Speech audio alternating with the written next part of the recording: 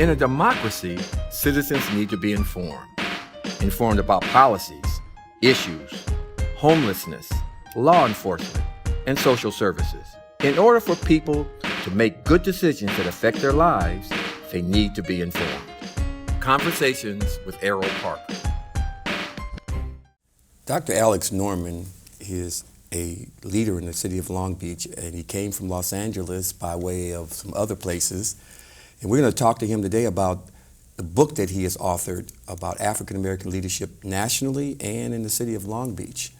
He's been a figure with a think tank here in the city of Long Beach, but he also was a professor emeritus at UCLA in public affairs. Welcome to our program, Dr. Norman. Thank you for having me. We've been trying to get you here for a while, and we finally have. Your book is quite provocative. It talks about the Southern California struggle of African Americans in the late 60s and into the 70s and 80s. And then you zero in on Long Beach in terms of the African American Convening Committee and the African American Cultural Center and some of the leadership positives and negatives in this city. So let's talk about this. Before we talk about the issues that you tackle in your book, where were you born, Alex, and how did you get to Long Beach? Well, I was born in Atlanta, Georgia, raised in the public schools there, went to high school in Durham, North Carolina, so my entire early education is Southern, and related to historically black universities and colleges.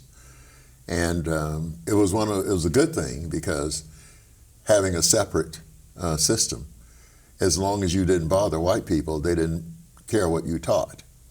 So we were taught a different kind of education, a different kind of history. So we were taught very early about the African civilizations and how they were ruling the whole world and how the first universities were there. So I came out of that environment with a sense of esteem that really kind of carried me through to the point where I came to California after graduate school, got a job in LA, and eventually ended up as a professor at UCLA and took an early retirement. Had a great deal of experience in terms of transatlantic policy development, which was unusual for African Americans because we were direct recipients of the civil rights movement. And the doors were open, and we were that first generation that got through the door. So we were able to have a lot of experiences that our previous generation didn't have. And when I came to Long Beach, I wanted to write about that. Before we talk about Long Beach, you were on the UCLA campus in 1969 when there was a murder of Al Prentice, Bunchy Carter, and John Jerome Huggins, and the struggle with the Black Studies Department with the US organization, the Black Panther Party. Could you talk about that? You talk about that in your book, and you say that murder really affected the African American community, specifically in Los Angeles. Let's elaborate on that. Well, I think one of the things that we have been faced with historically is that our African American leadership has always quarreled with each other. They've been on separate paths. And what happens is that our leadership tends to believe that theirs is the only way, rather than one of the ways. And I think that's what played out in LA. You had some groups that were activist groups, for instance, who were, for example, the Black Panthers. Okay. You know? The Black Panthers were really socialist. You know? The Slant and us were really nationalists. So you had nationalists and you had socialists. And one is nativism, the other is based on economics. So you had two different approaches. At the same time, in the community, you had people taking sides. So you had two of my friends and colleagues, Al Cannon and Charles Thomas, who again played that out. And one of the things that happened was that the issue became who's going to really run the center at Campbell Hall, which was the Black Studies Center. And it was around that issue that that Bunchy Carter had, lost his life, because of arguing over who was going to control the center that was on a public campus that none of us owned. Now, that manifested itself not only with the Black Panther Party and its organization, but with Du Bois and George Washington Carver and Booker T. Washington, and you did an historical analysis of that. Yeah. Was there any difference there? How come those two forces, there couldn't be mediation that could get them on the same page? Well, they didn't know each other. Washington was a slave. Mm-hmm. He was born a slave. So he looked at the whole issue of black and white relations from an oppressed perspective. And he knew that you could only go so far with white people before they would react violently to you. Mm-hmm. Du Bois came out of a middle-class Massachusetts family that was accepted in white society. He didn't know he was black until he went to Howard University, and they pulled him up short and said, hey, you're African, you're not white. His education, his total education had been white. Mm-hmm. And when you looked at Garvey came out of Jamaica, and the Jamaicans had a closer identification to Africa than any black in the U.S. And so he came with that nationalistic view of it's us because we're black. No matter where you're born, you're black, and so that should be a redeeming factor. That should be around what we should organize. And he saw race as being unsolvable. So he said, hey, why don't we develop our industries, connect with the continent, develop industries in Africa and in the Caribbean, and forget about trying to integrate in the United States. Is there any common ground to that? And I want to ask that question, and then we can zoom over to Southern California. But is there any common ground to that? Is there necessary for common ground in those forces? Well, all of those were different approaches to the same problem. But that's not what they saw. What they saw was, mine is the only way. Garvey said, mine is the only way. We have to give up on this. And Washington said, no, mine is the only way, because the only way you can really change things is to educate the population. And whites are not going to let you educate the population if you challenge them on racial issues. And Du Bois said, if you don't challenge them on racial issues, then you're accepting an equal relationship. So you had these three competing ideologies, and they couldn't get together. They didn't know each other. I mean, I know their backgrounds, but they didn't know their backgrounds. So they'd get together to discuss their backgrounds. And no one person or a group could get them together to kind of do that. Nope. Well, we didn't have the scholarship. The scholarship was Du Bois. Du Bois was our intellectual voice. So was Booker T. Washington. Booker T. Washington was our intellectual voice. Those were the two voices we had. But was there any resentment when you have that intellectual voice? Oh, God. They fought each other like cats and dogs. Du Bois accused Washington of being responsible for the 1906 race riots in Atlanta, where a lot of people were hurt. And he said that this was because of the pact that Washington had developed between blacks and whites, that he wouldn't push for racial equality if they would allow him to educate blacks in menial tasks and in vocational tasks.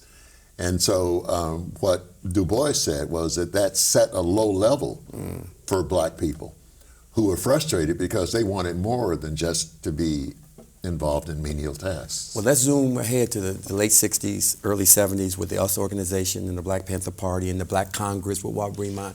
Now, Walt tried to bring the groups together, did he not? Similar to what Du Bois was doing. Yeah, well, Walt was the first of the mediators to try to bring the groups together. But he was unsuccessful. Well, unsuccessful because Slant, Tommy Jaquette, wasn't talking to Ron Karenga, Malwana, nor was Huey Newton wasn't talking to any of them. Huey was talking to Bobby Seale. In other words, we were getting reinforced by talking to each other, not talking with each other. And that was the same thing that happened that played out in the early 20s, 30s. It was playing out again. But the important thing was that there was a successful collaboration between black organizations. But that happened as a result of Martin Luther King's Montgomery bus boycott. Okay. Now, I want to, and we're going to talk about this post-slavery, but does anything have to do with the post-slavery syndrome that you talk about in the book, this clash at all? Has anything to do with that?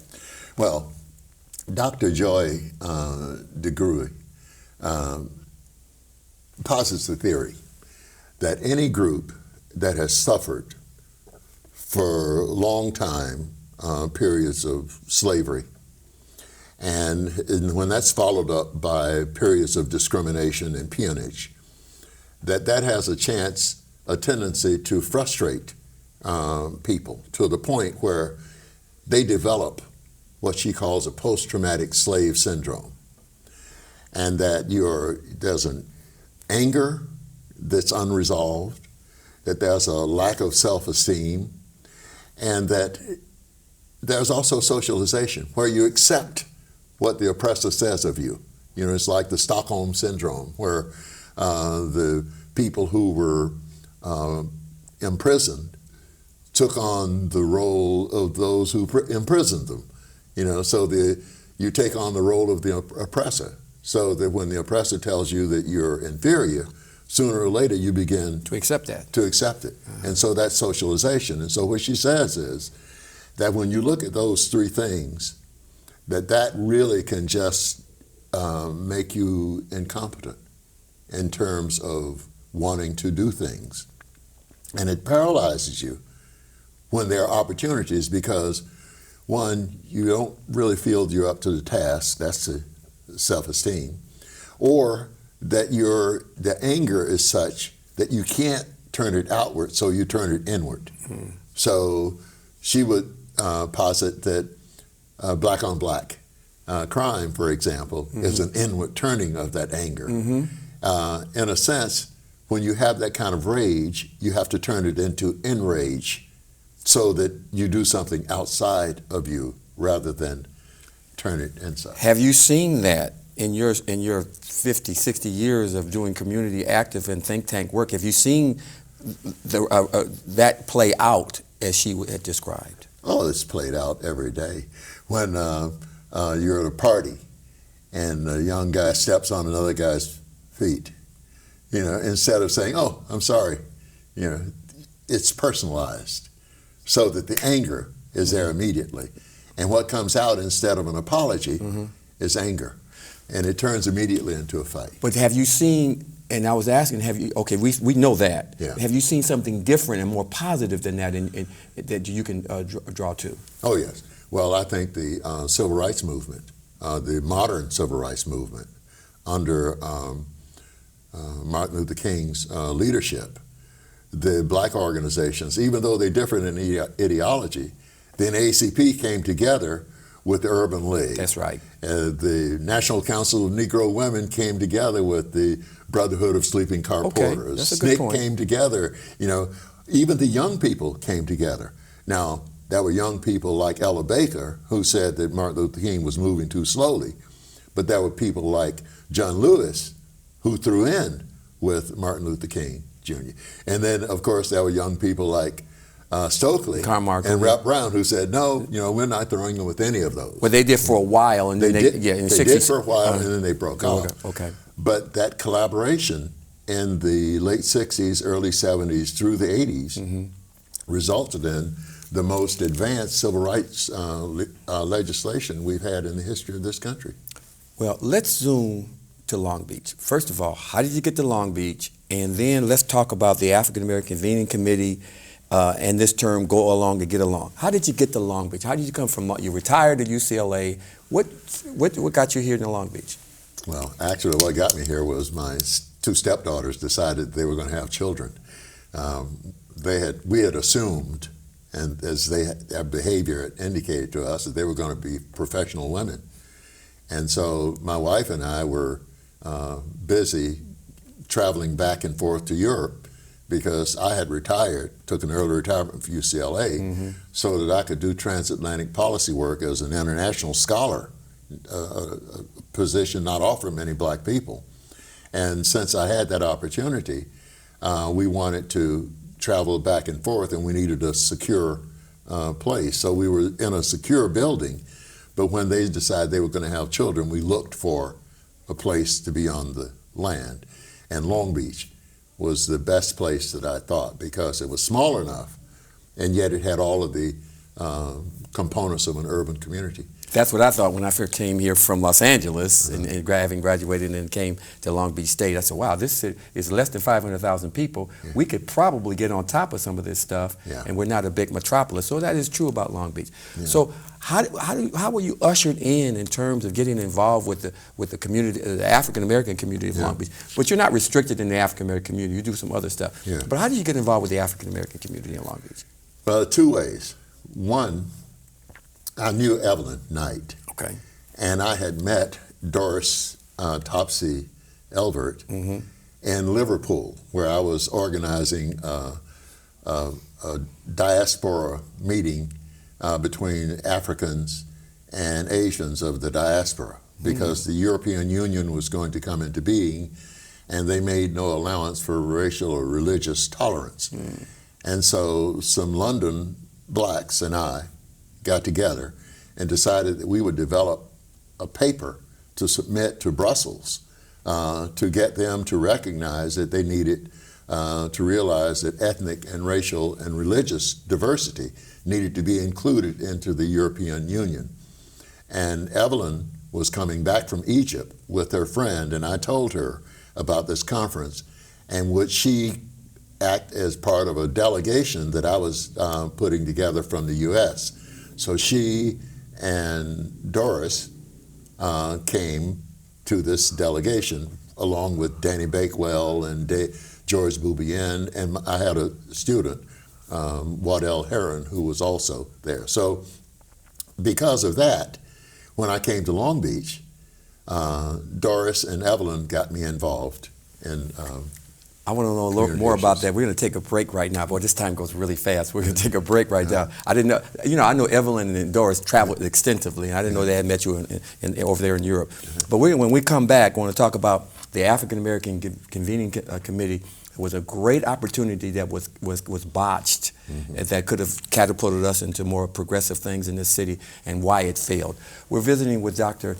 Alex Norman about his book, African American Leadership in America and in Southern California and Long Beach in particular. We'll be right back after this message. In a democracy, citizens need to be informed about policies, issues, homelessness, law enforcement, and social services. In order for people to make good decisions that affect their lives, they need to be informed. Conversations with Erroll Parker. We're visiting with Dr. Alex Norman, who is a community leader in the city of Long Beach, and he has traveled extensively. He was a professor at emeritus at the University of California at Los Angeles in public affairs, and we were talking about how he came from Atlanta to Los Angeles and then to Long Beach, and you met, you already knew Evelyn Knight, and you met Doris Topsy Elvert, who used to be vice mayor here in Liverpool, you said. Yes. And continue with that story, and then let's get into about the African American Convening Committee. Yes, well, Doris, when she asked me to serve on the Atlantic Community Economic Development Corporation, that ushered me into community action and economic development. That was in Los Angeles, though. That's in L.A. Yes. In Long Beach. Oh, really? Right on Long Beach Boulevard. Oh. Right there in 3153 Long Beach Boulevard. Okay. And it was supposed to basically develop an economic thrust for that 90806 area. And so over the years, I really began to see the need for black infrastructure. So I saw the African American Convening Committee, which came out of the initiative of the California Building Healthy Communities initiative of the California Endowment. That's right. I saw that as an opportunity to really catalyze and organize the black community. And so I was a participant in that one, an active participant, because I thought that it was a once-in-a-lifetime opportunity. And it was when that did not materialize that caused me to write this book. Why did it fail? I think you might, it's almost like a Rashomon. You know, everybody will have a different kind of story as to why it failed. And so I wrote the book to ask the question, why did it fail? Rather than overlay what I thought. You know, I wrote the book to ask, you know, why did it fail? With all of these things, the money was there, the leadership was there, the data had been developed out of a State of Black Long Beach report that was co-authored by Lydia Holly and me.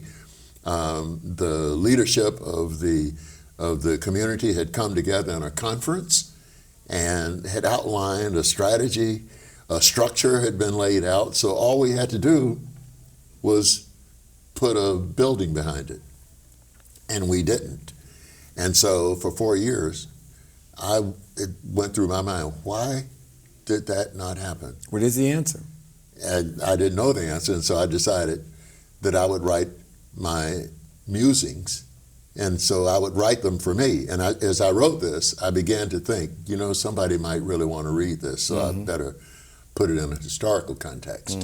And so that's when I went back and looked at the conflict between Garvey and Washington and Du Bois, because there were a time that we had 3 people in leadership position. And I looked at the ending of the State of Black Long Beach report, where we were hopeful that since we had 3 black council people, we would be able to use that leadership to develop a black agenda. And so I began to equate to lament the fact that because we had, for 4 years, 3 black councilmen, we really hadn't taken advantage of that to develop an agenda for Black Long Beach, because we had no organizational structure in Black Long Beach around which we could develop that agenda. And the African American Convening Committee would have been that structure. Yes. So I raised the question more than answered it. And in raising the question, I came upon the post-traumatic slave syndrome and wondered, could that be? And so I went through all of the analysis of what happened. And then toward the end, I then give my opinion, which is that we, in a sense, do suffer from a post-traumatic slave syndrome. I'm the grandson of slaves. Both my grandmother and my grandfather on both sides of my family were born into slavery. So my parents were the first generation to be born outside of slavery. And I'm the first one to have been born during a time in which we were given our civil rights, because they didn't have civil rights. They were simply emancipated as slaves, but they had no civil rights. And so my generation was the first one to get civil rights. So my thinking was that here in this situation, I could at least offer some understanding that the ex-slaves didn't have a chance to process all of that brutality and genocide and cruelty. And we know from our current studies in post-traumatic stress disorder the effect that it has on the brain and on the physicality of the individual, and that this can be passed down through generations. And so Dr. DeGroot talks about the intergenerational aspect of the post-traumatic slave syndrome, where we pass on these things unknowingly. So black people beat their kids a lot, because during the slavery, you beat in order to control. Fascinating. You control through, or you threaten.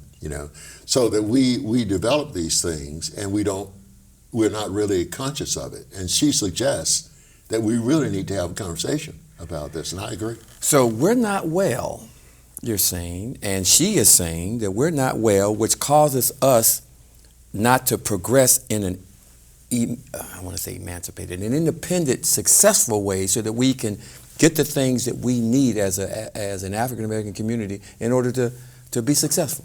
Well, I think more softly she says that it's not that we're not well, but that we are suffering from the syndrome of loss of self-esteem, of a constant anger that we don't know is there, and that socially we've accepted the fact that the picture that the oppressor has of us is real. And so when an opportunity comes along, we are reluctant to take advantage of that opportunity because of these syndromes that are operating. Well, Dr. Norman, doesn't that mean that we're not well? Well, I wouldn't say that we're not well. I think that we're the victims of an oppression that has not been resolved. Now, at the same time that I say that, there's been a tremendous resilience because nowhere in the history of the world has an enslaved population ever risen to the point where they could be president of the country. Huh? Okay. So that there's a resilience there that allowed our black people to develop businesses, banks, insurance companies, historically black universities and colleges. So we developed our parallel institutions. What we did was forgot how to do that in the 90s and the 80s and the 90s. We seem to have forgotten how to do that and gotten away from that. So that when the opportunity comes along for us to do it with the African American Convening Committee, we don't take advantage of the opportunity. Not because we don't want to take advantage, but because these interlocking syndromes that she talks about is operating. Some of us don't feel that we can do it. Some of us are so angry and competitive with each other that they don't want anybody to get, it's crabs in the barrel, It's a variety of things, but I wouldn't call it unwell. Okay. I would call it unsettled. Okay. You use a phrase that is commonly used, go along to get along, and you've seen that manifest itself in the leadership in the city of Long Beach. Elaborate on that. Go along to get along. What does that mean? Well, what I try to point out is that Long Beach has a culture, and that culture overrides the behavior of people, not just African Americans, but everybody. And so in the book, I give an example of John Morris, for example, who was the owner of Legends. Yes. And developed a Mom's, a restaurant that he thought with the city was going to develop around his restaurant and direct us a path from there to Queensway so that he would have all kinds of traffic coming in. Mm-hmm. And then he finds that the city is going to develop its own restaurants around the Pike. And so he gets into a situation with them, and they immediately identify him as the bad guy. And he would not go along with them. What I meant by go along to get along is that when that happens, you're not supposed to say anything. Mm-hmm. And I think that to some extent happens with African Americans here. For example, our civil rights organization is not a civil rights organization. What is it? It's a human service organization. But the mission, and you're alluding to the National Advancement of Colored People, NAACP. Yes. The mission of that is over a century old. Is to battle in the Civil Rights Act to be proactive in terms of discrimination and police brutality. Yes. But you're saying that this organization, as presently exists in Long Beach, has relegated us to a what? It's a human service. Yeah, it's more interested in human service. And not that human services are not needed, but mission creep is what we called it, where you creep away from your mission because of pressures in the community.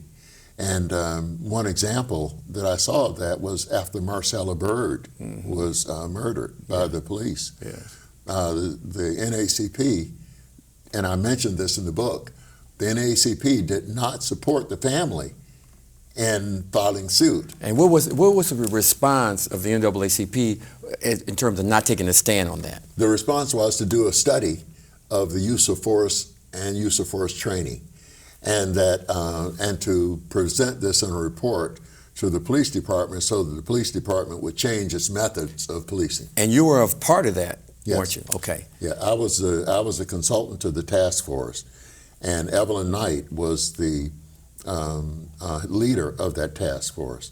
And since I had been working with police and community relations for some years, Evelyn knew that and asked me if I would help her in that effort, and so I took the responsibility of writing the report. But if I remember correctly, after that report was submitted, it was up to the NAACP to say, well, what's next? And they decided not to pursue the matter after that. Yes. Yes. And is that part of go along to That's get along? part of the go along to get along. When I first came to the city, I got the distinct feeling of a plantation atmosphere. I've been on plantations, and I've seen the behavior of people on plantations. And there's a kind of a pervasive fear on plantations, even in the modern day. We were at Memphis, we were at a plantation just across the Mississippi, Memphis. And the black people on that plantation, even though it was no longer a plantation, in the sense it was a slave plantation, but it was a tourist plantation, but they walked around with the same kind of fear. You know, you saw it in their eyes. I mean, they didn't look directly in your eyes. They looked down. I mean, they had all of the behaviors that one would expect of a subservient group. And I think the go along to get along culture does that to people. And that's not saying that that's everybody, but I think it affects such a critical mass of people that it dissuades you from not going along to get along. So John Morris, who doesn't go along to get along, gets his mom's restaurant not patronized by city people because he went up against the city. And that sends a message to other people that if you don't go along to get along, something happens to you. So following that scenario, then it takes courage to right what's wrong without fear of reprisal. And you don't see that in the city of Long Beach in the black community. No, I don't. I think that you have to speak your truth, whether it's to your colleagues or whether it's to people in power. And we don't have those conversations. As I said, it would be helpful if we had organization around which that could happen. But, you know, if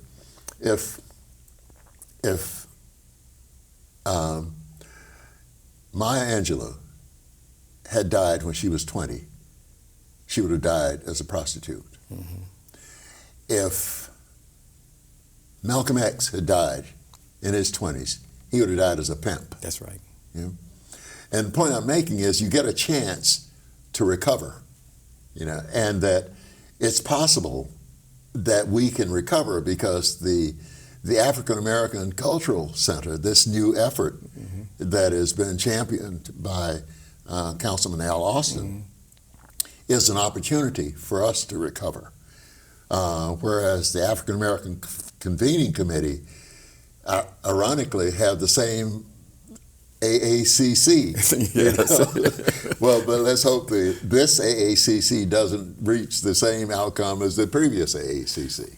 We're visiting with a fascinating discussion we have with Dr. Alex Norman, a person I've known for a long time, and he has written this book, African American Leadership at the Crossroads, and we're discussing this. This is the first part of a two-part series that we're going to be discussing the history of the African American community and nationally and in Long Beach. And we're just getting into Long Beach, but we got to conclude this part and come back next week with the second part of our series, talking about the African American Cultural Center and some other things related to his book, the post-traumatic syndrome. I say syndrome, I'm misquoting it, but we're going to be discussing that in our second part. Thank you so much for being in our first part, Dr. Norman, and we look forward to continuing this discussion with you. Thank you for having me. Thank you for coming on this part of this discussing with Dr. Norman, and we'll be back with next week again with part 2. Good night. In a democracy, citizens need to be informed about policies, issues, homelessness, law enforcement, and social services. In order for people to make good decisions that affect their lives, they need to be informed. Conversations with Erroll Parker.